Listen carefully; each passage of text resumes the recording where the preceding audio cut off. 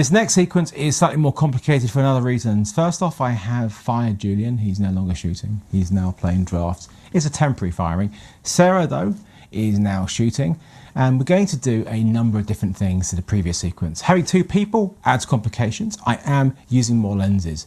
So other than the 35, which I've just been shooting with, I have a 25mm, an 18mm, and also a 75mm. I'm also going to add a little bit of motion into it. There's no motivated motion because they're not doing anything apart from moving their hands. I'm going to use the slider to just lift that production value slightly. So time to crack on.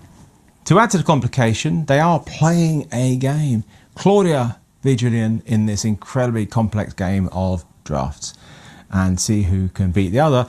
Now, with the computer sequence before, it didn't matter what was going on, but things are going to be changing here, so there's that continuity issue. So I have to decide what I'm going to do. Now, if you are doing something for real, like a sporting event, or it's not really a sporting event, but something which is happening like a game, then you have to just go with what's going on. You cannot disturb them. You need to just go what's going on. So you could have a second camera, a wide locked off, and then go in for closer shots from a distance. This is fully directed. I can get them to stop and start and move the pieces back to where they were if I really care that much about what happens on the board. I don't care that much. I'm more interested in the shots and getting a sense of them playing this game and get a little bit of a sense of this tension that's going on here. So time to find my first shots. I have actually done a shot list in my head. Remember, do a shot list when you're not that experienced in doing these things. It really will help you. Look around for the shots, see what angles there are. This is a big room, there's lots going on. The only real issue I do have is that light. Sun is going in and out, so the continuity of light is not happening, it is changing. So look outside, see what is the most predominant. Is it mostly cloudy or mostly blue skies? Decide which one to stick on and stay with it. Otherwise you're going to have a nightmare trying to make it match. I'm going to have a look outside. I want to start off with a sense of tension without revealing what's going on. So close shots, detail shots, here, here, here. I'm not going to reveal what they're doing to start with. I'm going to build it up, and I'm probably not going to do that much in the way of wide shots. Maybe one wide shot near the end. I'm going to make this a little bit more fun. So I'm going to start with the 75. That sun is in and out.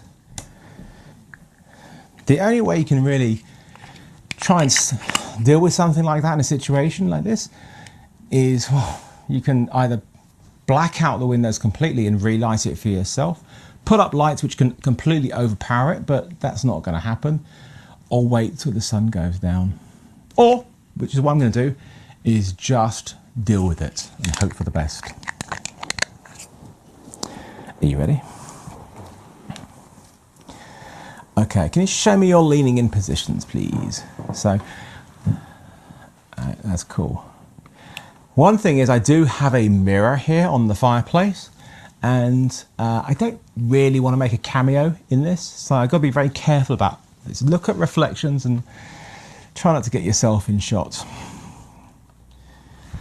So,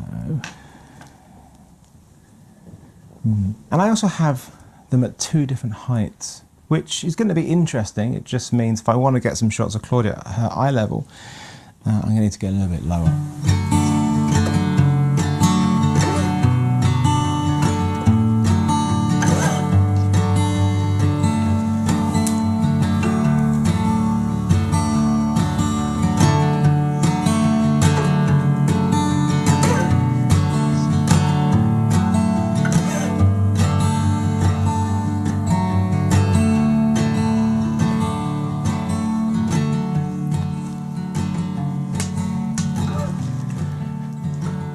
So I think actually whilst I am not filming the board, if I can just get you to mostly pretend to move so that you don't finish the game before I get onto the actual board.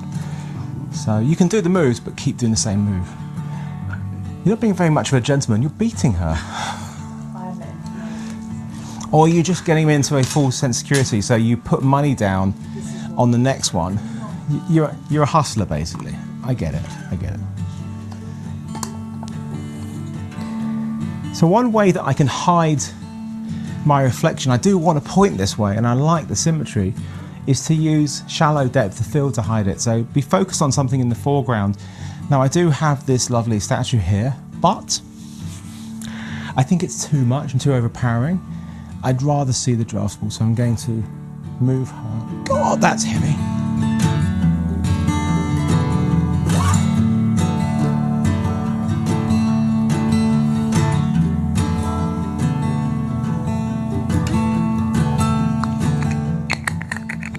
Could well be the best sequence I've ever filmed of drafts.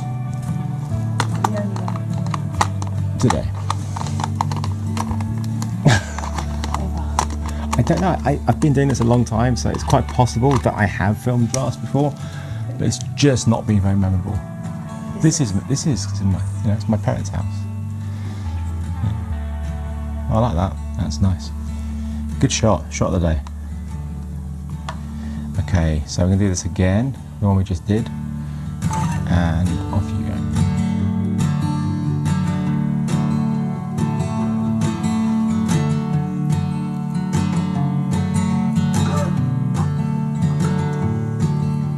Hold it there, that's nice. Right, I'm going to just change lenses. What else have I got? 75, 35, and I'm going to use this. Let's just punch it slightly. I like that sort of like the hand creeping over there, like a sort of a claw about to drop and try and pick up one of those crappy toys in those. Now I just want you to sort of like hesitate and go, yeah, that's what I'm going to do. Off you go.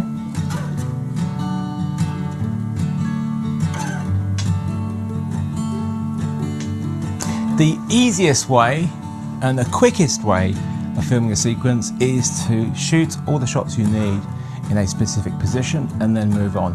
If you keep moving backwards and forwards, it'll take forever.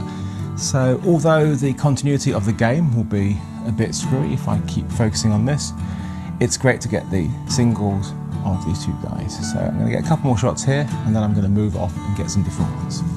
Just because I have a slider doesn't mean I have to use it for every shot. The power in these tools is when you use them sparingly. If every shot was a slider shot, you'd just turn off. If every shot was a jib shot, you'd turn off. If every shot was a drone shot, it'd be weird in here, but I have done drone montages, and whilst they are fun, it's nice to mix things up. Using these things sparingly is where the power is. A lot of these shots are going to be locked off. There is movement within the frame. It's movement by our actors. Well, one actor and Julian.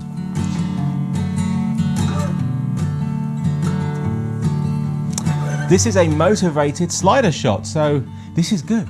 Julian is going to do his move, and then Claudia is going to wipe him from this table. Maybe.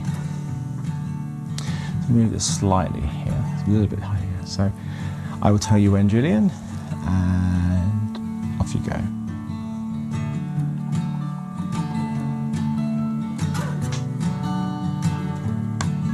I like that. One more time.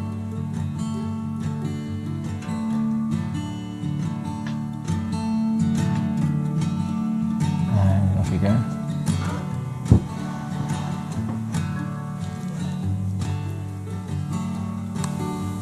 I am using shallow depth field quite a lot here. It does look really nice with it.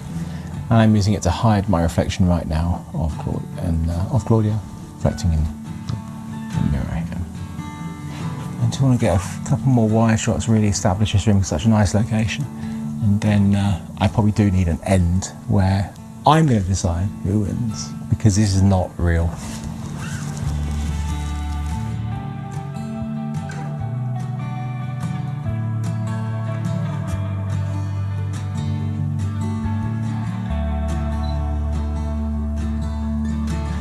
Yeah, I think that's going to be a nice, interesting sequence to put together. Now it's time to move on to something even more complicated, which is going to be proper motivated movement.